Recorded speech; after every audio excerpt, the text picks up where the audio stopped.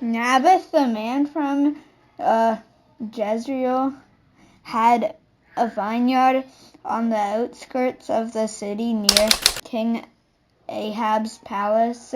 One day the king talked to him about selling him this land. "I want it for the garden," the king explained, "because it's too convenient to the palace." He offered cash, or if Naboth preferred, a piece of better land in trade. But Naboth replied, "Not on your life. That land has been in my family for generations." So Ahab went back to the palace angry and sullen. He refused to eat and went to bed with his face to the wall. "What in the world is the matter?" his wife Jezebel asked him. "Why aren't you eating? What has made you so upset and angry?" "I asked Naboth to sell me his vineyard or to trade it, and he refused." Ahab told her.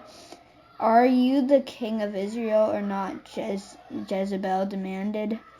"Get up and eat, and don't worry about it. I'll get you Naboth's vineyard." So she wrote letters in Ahab's name, sealed them with his seal, and addressed them to the civic leaders of Jezreel, where Naboth lived. In those letters she wrote, "Proclaim a day of fasting and seat Naboth in a prominent place among the people, but seat two scoundrels opposite him, and have them bring charges that he has cursed both God and the king, then take him out and stone him to death."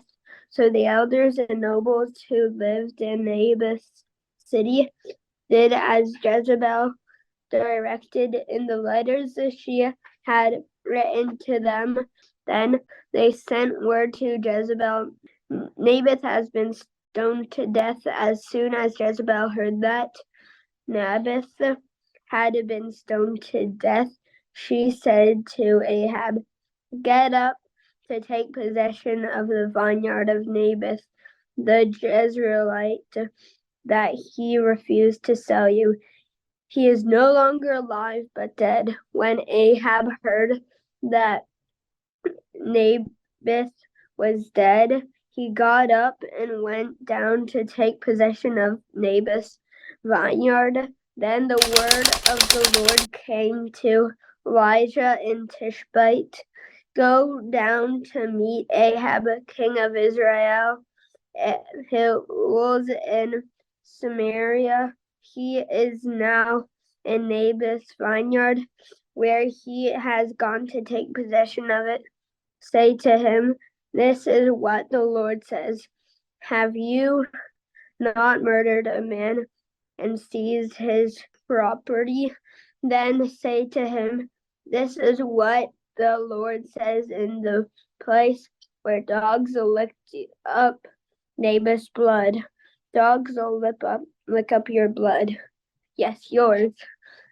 Ahab said to Elijah, "So you have found me, my enemy." "I have found you," he answered, "because you have said to the Lord to do evil in the eyes of the Lord." "Yes," Elijah answered, "I have come to place God's curse upon you, because you have sold yourself to the devil. The Lord is going to bring great harm to you and sweep you away. He will not let a single one of your male descendants survive. He is going to destroy your family as he did the family of King Jeroboam and the family of King Baasha, for you have made him very angry and have led all of Israel into sin. The Lord has also told me that the dogs of Jezreel shall tear apart the body of your wife Jezebel.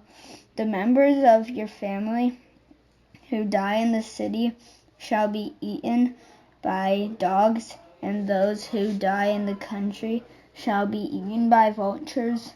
No one else was so completely sold out to the devil as Ahab, for his wife Jezebel encouraged him to do every sort of evil. He was especially guilty because he worshipped idols, just as the Amorites did, the people whom the Lord had chased out of the land to make room for these people of Israel. When Ahab heard these prophecies, he tore his clothing and put on sackcloth.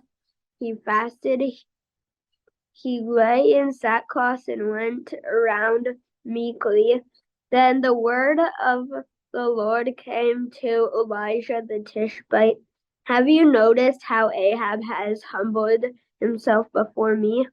Because you have humbled himself, I will not bring this disaster of this day. I will bring it on his house in the days of his son.